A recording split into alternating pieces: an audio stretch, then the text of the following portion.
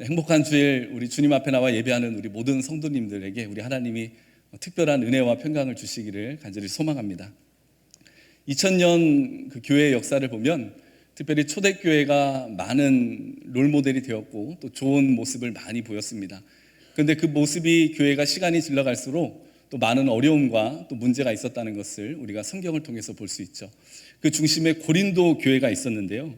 고린도 교회에는 정말 많은 문제가 있었습니다. 교회 안에서 끼리끼리 팔을 만들어서 갈라지는 문제가 있었죠. 나는 바울파다, 아볼로파다, 나는 베드로파다, 나는 그리스도파다. 그러니까 성도들이 자기가 좋아하는 이 지도자를 따라서 서로 팔을 만들어 갈라지는 그런 문제가 있었습니다. 그리고 하나님을 섬기면서 우상을 섬기는 문제도 있었고요. 도덕적으로는 아주 심각한 문제가 있었는데 아버지의 아내와 불륜을 저지르는, 그러니까 친어머니는 아니지만 아버지의 첩이라고 할 수 있겠죠. 아버지의 아내와 불륜을 저지르는 그런 심각한 도덕적인 문제가 있었어요.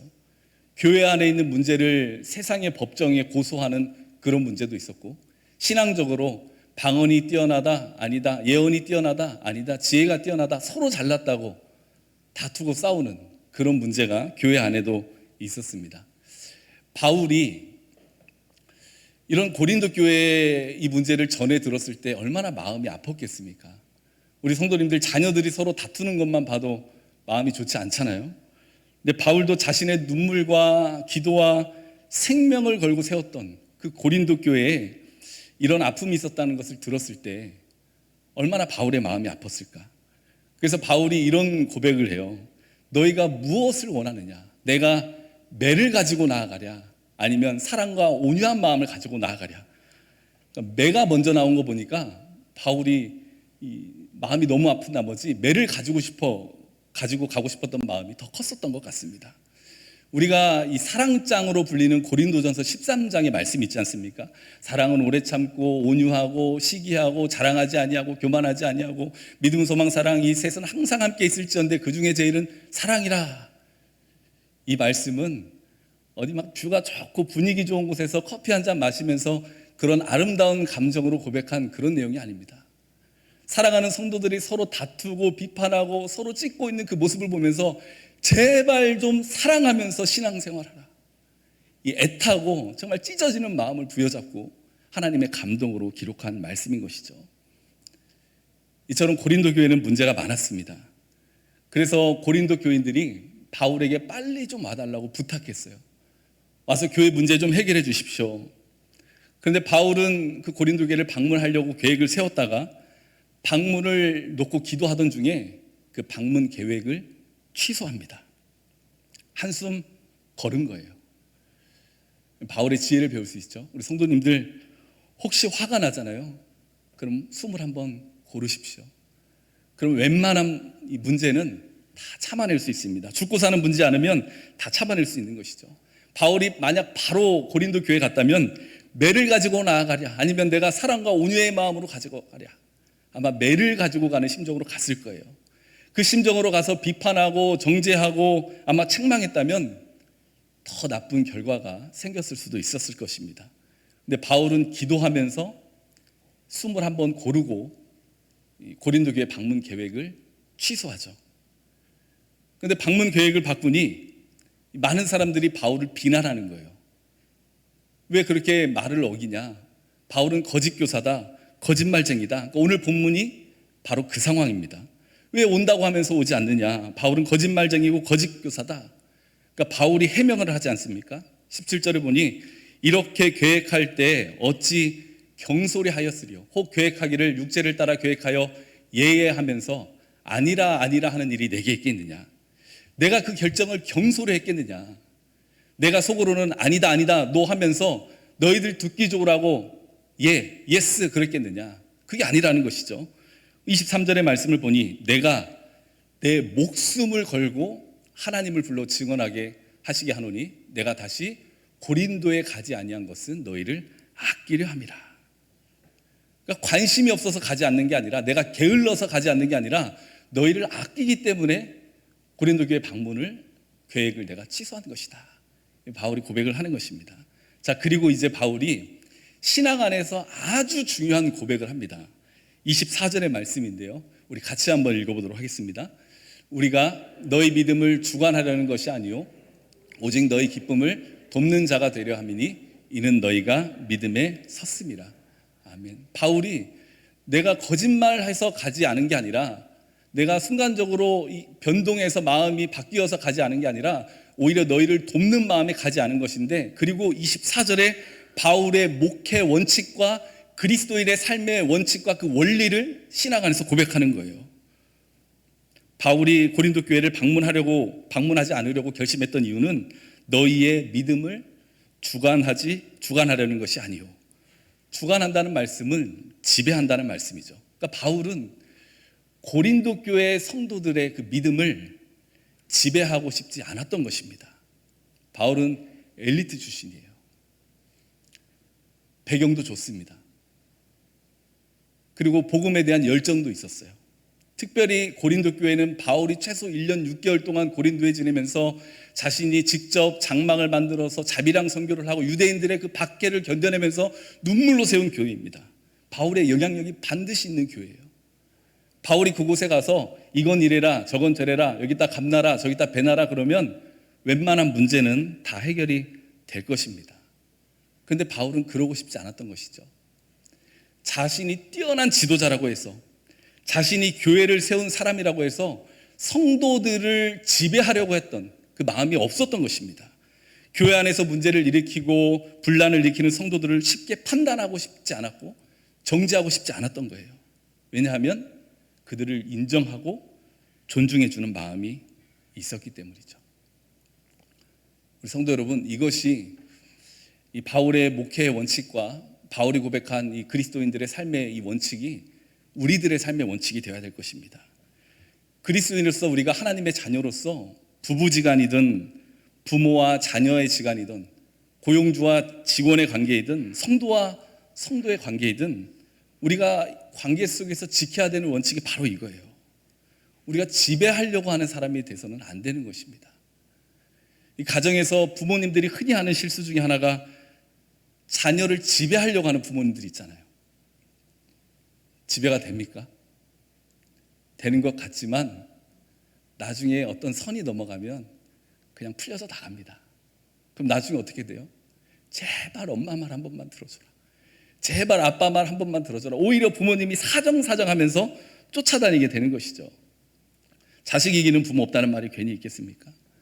자녀를 지배하려는 부모가 있고, 아내를 지배하려는 남편이 있고, 남편을 지배하려는 아내도 있죠. 직장에서는 후임을 지배하려는 상사가 있고, 교회에서는 성도를 지배하려는 사람들이 있습니다. 그것은 그리스도인으로서 옳지 않은 모습이라는 것이죠.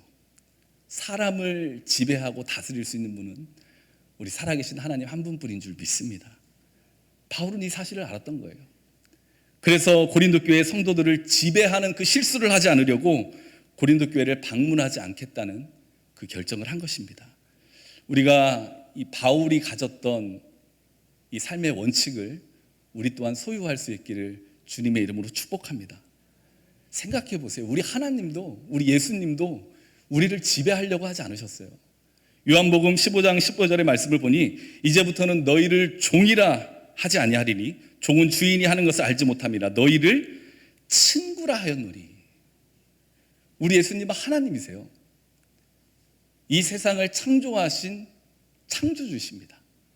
온 우주를 다스리시는 만왕의 왕이세요. 그런 예수님도 우리를 강압적으로 누르고 다스리는 그러한 지배자의 모습으로 오시지 않았습니다. 나는 너희를 종이라 하지 않는다. 나는 너희를 친구라 불렀다. 우리 예수님 굉장히 멋지시죠. 하나님도 이스라엘 백성들을 뭐라고 부르셨는지 나의 벗 아브라함의 자손아, 나의 친구 아브라함의 자손아 이렇게 부르셨어요. 출애굽기 33장 11절의 말씀을 보니 사람이 자기 친구와 이야기함 같이 여호와께서는 모세와 대면하여 말씀하시며, 하나님과 모세가 대화를 하는데 친구처럼 대화를 한 거예요. 이처럼 하나님도 우리를 지배하려고 하지 않으셨고 예수님도 우리를 종이라 부르지 않으셨고 친구라 불러주셨습니다.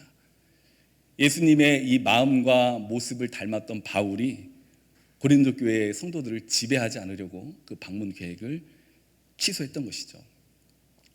물론 우리가 세상에서는 지배하지 않으려 하고 섬기려 하면 그 결과가 좋지 않을 때가 있습니다. 세상의 원리는 비겁해요. 그래서 잘해주는 사람에게 오히려 함부로 합니다. 오히려 더 쉽게 대하죠. 오히려 억압하고 무섭게 하는 사람에게 더 막 이렇게 예의를 갖추고 깍듯이 하는 경우가 많이 있어요. 저도 이 사람과의 관계 속에서 그런 일을 겪었던 적이 많이 있습니다. 잘하고 존중해주면 오히려 함부로 대하고 함부로 말하는 그런 일을 많이 겪었어요. 그럴 때마다 사람에 대한 배신감과 실망감이 밀려오기도 하죠. 그런데 그럼에도 불구하고 우리는 지배하려고 하면 안 됩니다. 왜냐하면 그것이 옳기 때문이에요. 그것이 옳기 때문입니다. 겉으로 보기에는 실패한 것 같고 내가 괜히 그렇게 대했나, 괜히 그렇게 잘해줬나 이런 생각이 들 수 있지만 아닙니다. 그것이 옳은 겁니다. 그것이 하나님이 기뻐하시는 모습이고 그것이 하나님이 원하시는 모습이기 때문입니다.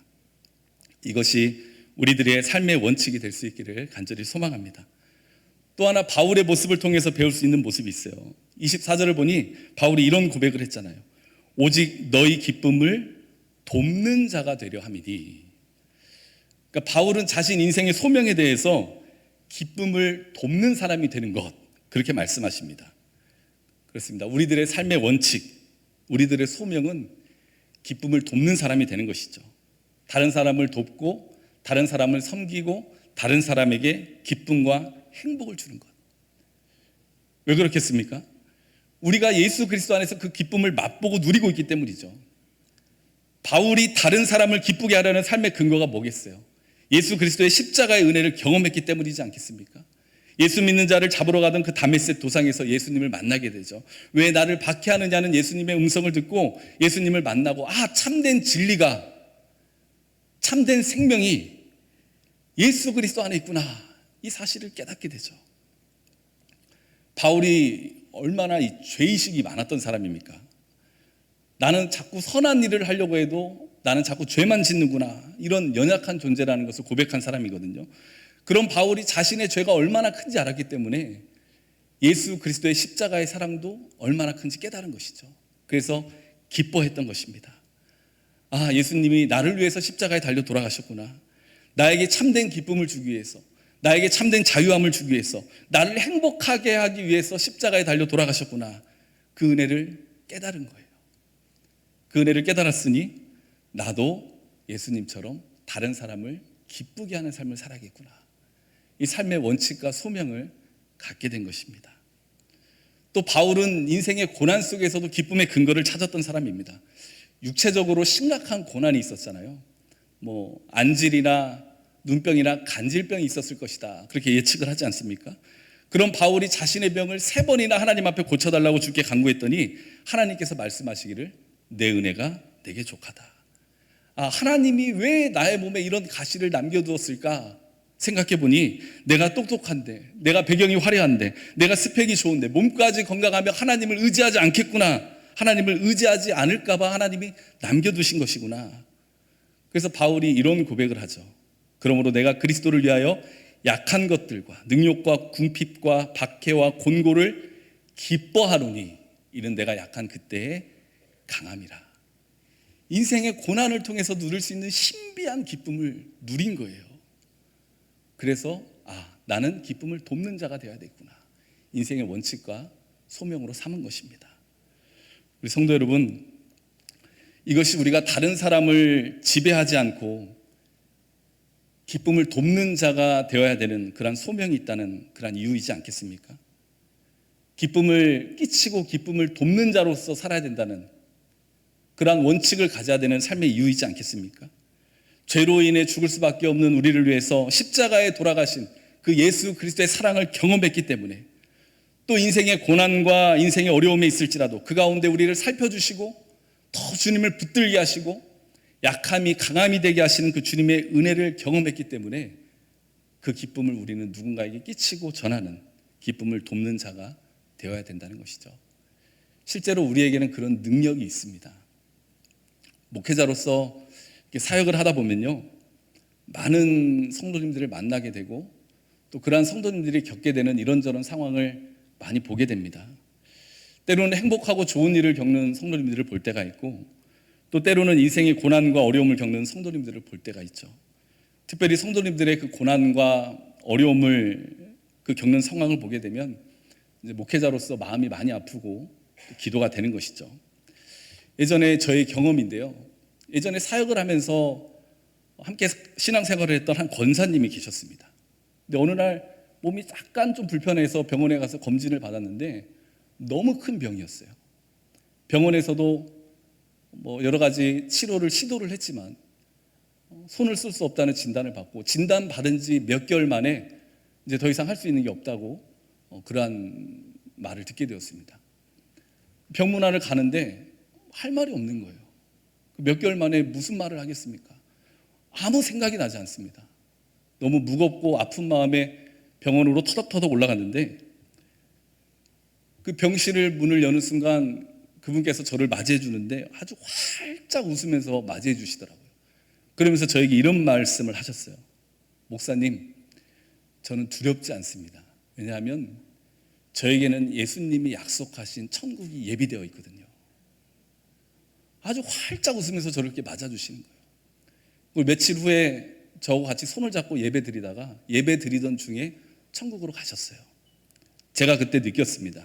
이런 걸 느꼈어요. 아, 그리스도인의 능력이라는 게 이런 거구나. 아무리 인생의 큰 고난과 어려움을 만나도 오히려 다른 사람을 위로할 수 있고 기쁨을 줄 수 있는 자가 그리스도인이구나. 그리스도인에게는 그런 능력이 실제로 있구나. 그걸 제가 느꼈습니다. 그렇습니다. 우리가 누리는 기쁨과 기쁨은, 행복은 환경에서 오는 것이 아니라는 것이죠. 고린도서 1장 4절의 말씀처럼 우리의 모든 환난 중에서 우리를 위로하사 우리로 하여금 하나님께 받는 위로로서 모든 환난 중에 있는 자들을 능히 위로하게 하시는 이시로다. 우리에게는 세상의 물질과 세상의 명예와 세상의 것들로부터 얻는 위로와 기쁨이 아니라 그 모든 상황과 환경을 뛰어넘어서 주시는 우리 그리스도의 기쁨이 있기 때문에 내가 어렵더라도, 내가 힘들더라도 그 기쁨을 가지고 다른 사람의 기쁨을 돕는 자로서 살아갈 수 있다는 것이죠. 우리에게는 그런 능력이 이미 있는 줄 믿을 수 있기를 간절히 소망합니다. 그러니 우리 사랑하는 성도 여러분, 오늘 말씀의 제목처럼 오늘부터라도 그렇게 정해봤습니다. 오늘부터라도 우리가 기쁨을 돕는 사람이 될 수 있기를 예수님의 이름으로 축복합니다. 그것이 정말 행복한 삶이고 가치 있는 삶이고 우리들의 사명입니다. 어제까지 딱 한 번 우리들의 삶을 돌아보세요. 우리는 누군가에게 기쁨을 돕는 사람으로 살아왔습니까? 아니면 내가 기쁨을 받으려고만 하는 삶을 살아왔습니까? 내가 하루 종일 힘들게 일하다 왔는데 내가 우리 집에서 가장 기쁨을 많이 받아야지. 내가 하루 종일 애들 다 뒤지다꺼리하고 집안일 다 했는데 내가 기쁨을 제일 많이 받아야지. 일터에서 직장에서 내가 제일 힘든 일 하는데, 내가 제일 허드렛 일 많이 하는데, 안 볼 때 내가 제일 일 많이 하는데 내가 기쁨을 받아야지. 교회 와서 내 얘기 좀 들어달라고, 나만 인정해달라고, 나만 기쁨을 받으려고 하지 않았습니까? 내가 누군가에게 기쁨을 주려고 하는 삶을 살았는가 뒤돌아보면 회개가 될 수밖에 없죠. 하나님은 오늘 말씀 가운데 우리도 바울처럼 이 그리스도의 사랑을 경험한 하나님의 자녀라면, 또 상황과 형편을 뛰어넘어 우리와 함께 하시는 그 그리스도의 능력을 경험한 우리라면 기쁨을 돕는 자가 되라고 우리에게 말씀하십니다. 한 사람 한 사람 기쁘고 행복하게 하는 일이 하나님이 원하시는 일입니다. 내 아내, 내 남편, 내 자녀, 내 부모, 그들에게 기쁨을 전하고 행복을 전하는 것이 예수님의 사랑을 전하는 것이고, 그 영혼을 예수님의 품으로 이끄는 구원의 모습이 되는 줄 믿습니다. 그러니 우리는 기쁨을 받으려고만 하는 사람이 되지 말고 기쁨을 돕는 사람이 될 수 있기를 축복합니다. 일주일에 딱 한 명만, 일주일에 딱 한 명에게만이라도 기쁨을 주는 사람이 되어 보십시오. 그럼 1년이면 몇 명이 됩니까? 계산하기 좀 어려우시죠? 저도 많이 고민해 보니까 52명이라는 숫자가 나오더라고요. 일주일에 딱 한 명만 기쁨을 주면 1년에 52명에게나 우리가 기쁨을 줄 수 있는 사람이 될 수 있는 거예요. 설교를 준비하던 중에 윤복희 권사님이죠. 윤복희 씨가 부른 그 여러분이라는 노래가 생각이 나더라고요. 우리 성도님들 워낙 유명한 노래이기 때문에 다 아시죠? 근데 어려워서 잘 불러보진 못하셨죠. 가사에 이런 가사가 있어요. 네가 만약 괴로울 때면 내가 위로해 줄게. 네가 만약 서러울 때면 내가 눈물이 되리. 그리고 맨 마지막에 가면 나는 너의 기쁨이야. 나는 너의 기쁨이야. 수많은 가수들이 이 노래를 리메이크를 했는데 아무도 그 윤복희 씨의 그 감동을 뛰어넘어서지 못했답니다. 윤복희 씨가 직접 말하기를 임재범이라는 가수 말고는 이 노래를 제대로 부른 사람이 없다. 리메이크한 사람이 없다. 그렇게 얘기했다는 거예요. 우리도 이 노래를 많이 들어보기만 했지 못 불러요. 저는 그렇습니다. 어려워서 제가 한번 불러보려 했는데 어려워서 못 부르겠더라고요. 하지만 예수 그리스도의 십자가의 사랑을 경험했고 또 우리들의 상황과 형편을 뛰어넘어 우리를 위로하시고 도우시는 그 그리스도의 능력을 경험했기 때문에 우리들의 노래 실력으로는 못 불러도 우리들의 삶의 모습으로는 그 누구보다 우리가 잘 부를 수 있게 될 줄 믿습니다. 우리가 너희 믿음을 주관하는 것이 아니요 오직 너희 기쁨을 돕는 자가 되게 하려 함이니 이는 너희가 믿음에 섰습니다. 우리가 이 말씀을 붙들고 우리들의 삶의 자리로 나아가기를 소망합니다. 아브라함을 벗이라 불러주신 하나님, 제자들을 종이라 부르지 않으시고 친구라 불러주신 예수님, 그 하나님처럼 우리가 누군가를 지배하려 하지 않냐고 그 있는 모습 그대로 존중해주는 그런 모습으로 살아가야 될 것입니다. 또 내가 살아가는 자리에서 기쁨을 받으려고만 하지 않고 오히려 기쁨을 주고 기쁨을 돕는 그러한 삶을 살아가야 될 것입니다. 오늘부터라도 우리가 그렇게 한번 살아가 봅시다. 가정에서 남편에게 기쁨을 주는 자가 되어 봅시다. 아내에게 기쁨을 주는 자가 되어 봅시다. 자녀에게, 부모에게 기쁨을 주는 자가 되어 봅시다. 성도들에게 기쁨을 주는 자가 되어 봅시다. 그런 모습을 통해서 누군가에게는 기쁨이 되고 나도 기쁘고 하나님께도 기쁨이 되는 그러한 우리들의 삶의 모습이 될 수 있기를 주님의 이름으로 축원합니다. 주님, 우리가 나도 모르게 누군가를 지배하려 하고 주관하려 하려 했던 그런 삶을 살았던 건 아닌지 뒤돌아보고 회개합니다. 오늘부터라도 가정에서, 일터에서, 교회에서 기쁨을 돕는 자가 될 수 있도록 넉넉한 은혜를 내려 주시옵소서. 나를 위해 십자가에서 죽으신 주님의 사랑을 기억하게 하시고 고난 가운데 우리를 홀로 두지 않으시고 오히려 약할 때 강함이 되게 하시는 그 은혜를 힘입어 살아가는 존재임을 우리가 늘 기억하게 하셔서 그 기쁨으로 우리도 누군가를 기쁘게 하는, 그리하여서 하나님 앞에 기쁨이 되는 우리들의 삶이 될 수 있도록 축복하여 주시옵소서.